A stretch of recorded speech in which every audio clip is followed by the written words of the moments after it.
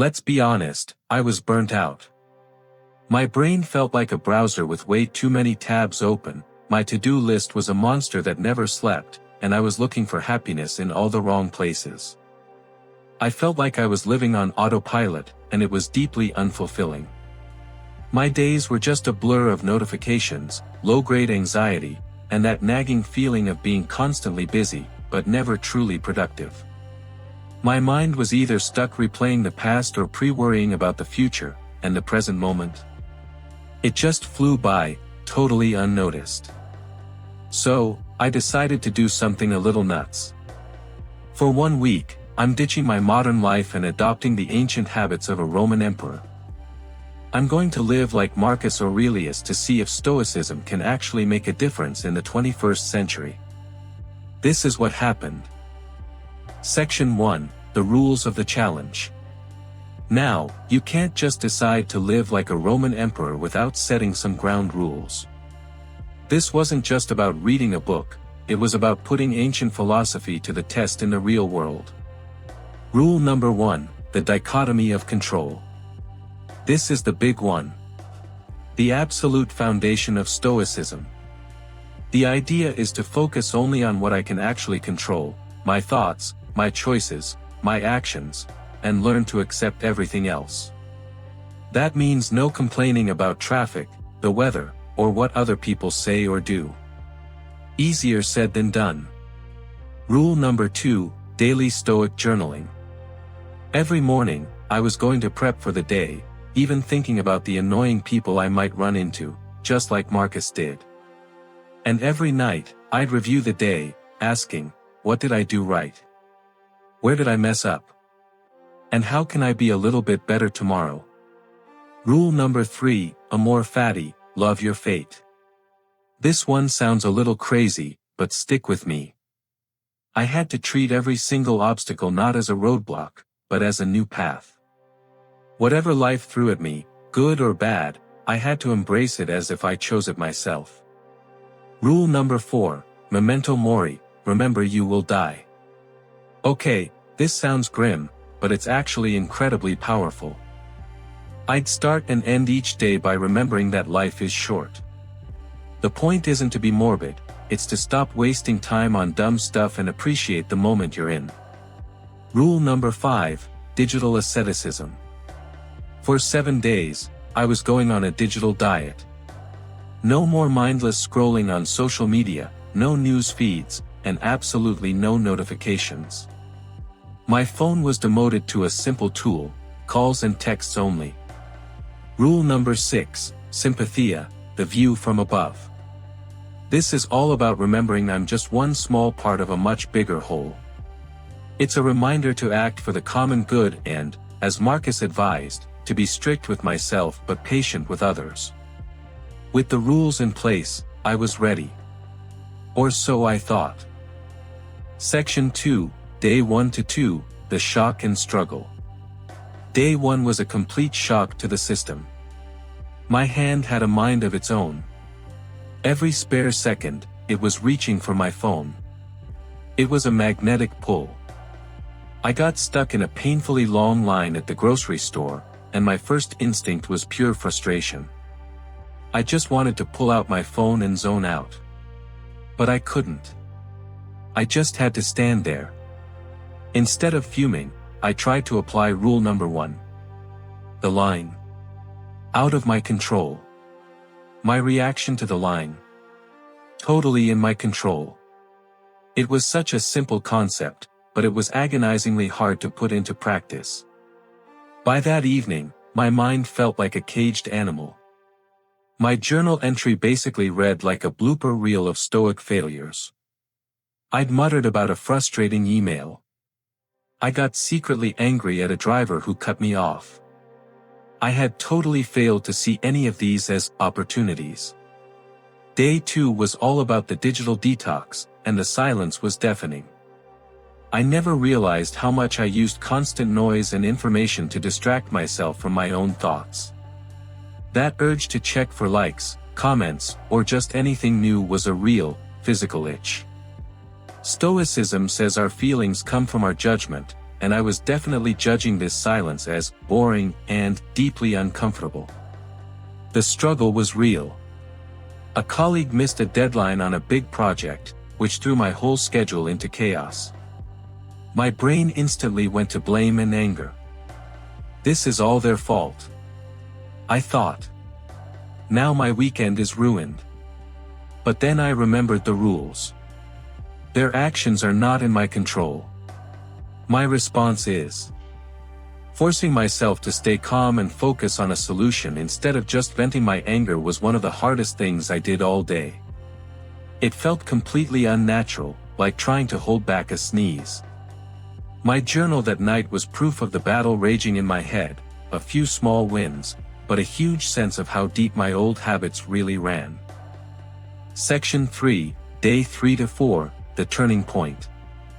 Day 3 is when it all came to a head.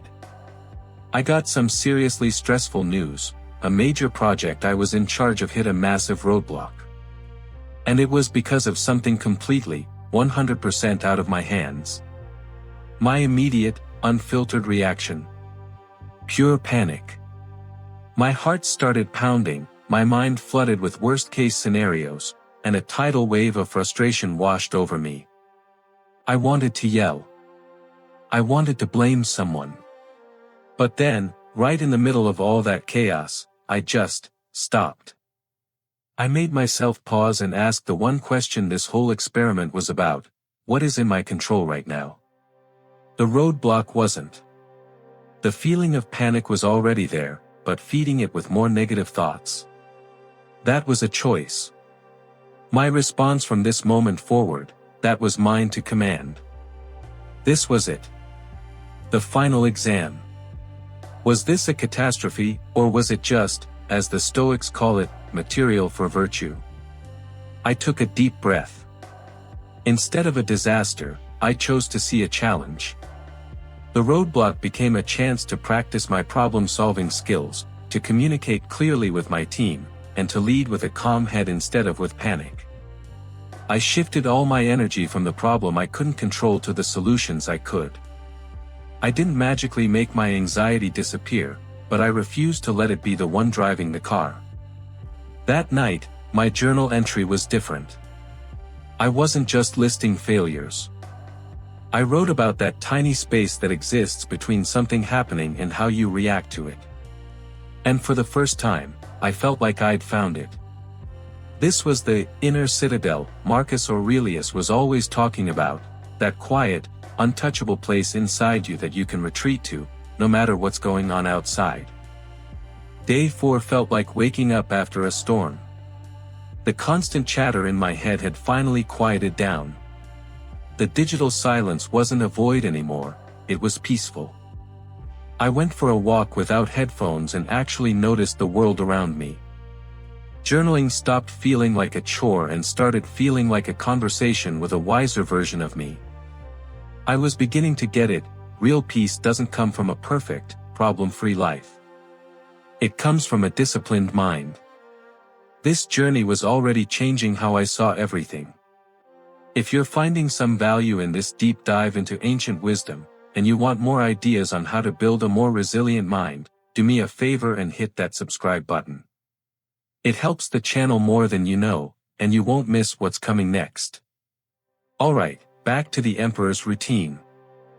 Section 4, Day 5 to 7, Integration and Calm. Day 5 was all about other people. Marcus reminded himself every single morning that he was going to meet meddling, ungrateful, and arrogant people. But he also reminded himself that they're only like that because they don't know the difference between good and evil. Be strict with yourself, he said, but be tolerant of others. I had to call customer service, and the agent was clearly having a terrible day and being pretty unhelpful. The old me would have matched his frustration with my own. But instead, I tried to practice a little empathy. I just remembered this was another person probably fighting some battle I knew nothing about. I stayed calm, I stayed polite, and eventually, we got it sorted out. It was a tiny moment, but it felt like a huge shift. Day 6 was centered on a simple but radical piece of advice from Marcus: if you seek tranquility, do less. I took a hard look at my to-do list and literally cut it in half, focusing only on the things that were truly essential. And you know what? It was wild. I didn't feel lazy, I felt focused. I did fewer things, but I did them with more intention and care. I had more time, more energy, and a much deeper sense of accomplishment. In a world that screams, "Be busy," doing less felt like a revolutionary act. On day 7, the final day, I sat down to write in my journal with a sense of clarity I hadn't felt in years. I looked back on the week and practiced memento mori, thinking about the simple, undeniable fact that life is short. The thought wasn't sad, it was energizing. It made all the petty little things I'd worried about seem completely insignificant. It put my priorities in crystal clear focus. I thought about the Stoic idea of a rock thrown in the air: it loses nothing by falling and gains nothing by rising. Success, failure, they're just external events. They don't have to change who you are inside. Section 5, the results and transformation. So, what really changed after a week of living like a Roman emperor? First, my entire relationship with stress has been rewired. Stressful things still happen, obviously, but they just don't have the same grip on me. The roadblocks that used to send me into a spiral of anxiety now feel more like puzzles waiting to be solved. I keep hearing Marcus's words in my head: the impediment to action advances action. What stands in the way becomes the way. Second, my ability to focus has improved dramatically. That digital detox was a game changer. I realized how much of my mental energy was being devoured by things that just don't matter, especially what other people think. It's like Marcus said, we all love ourselves more than other people, but care more about their opinion than our own. Letting go of that has been so freeing. Finally, I'm just calmer. My baseline emotional state feels more stable. I'm less reactive. The world is still just as chaotic, but I've found a quiet place in my own mind I can go to. The goal of Stoicism isn't to feel nothing, it's to not be controlled by your feelings. It's about building resilience, not apathy. Was it worth it? 100%. But this isn't some 7-day magic fix. Stoicism is a lifelong practice. This week wasn't a graduation, it was just orientation. It gave me a whole new toolkit for navigating the inevitable chaos of being human. The biggest takeaway for me is that Stoicism isn't some dusty, irrelevant philosophy. It's a practical, powerful operating system for the human mind, and it's just as relevant now as it was 2,000 years ago. It teaches you that while life will always throw challenges your way, your suffering is optional. That choice, the choice to respond with wisdom, with courage, and with calm, is always within your power. As Marcus Aurelius wrote, you have power over your mind, not outside events. Realize this, and you will find strength. This week, I think I finally started to understand what he meant. This whole experiment was a game changer for me, but it's just the beginning. Now, I want to hear from you. What's one Stoic idea you could try to apply in your own life? Let me know down in the comments. And if you enjoyed this challenge, make sure to subscribe and hit the bell so you're ready for the next one. Thanks for watching.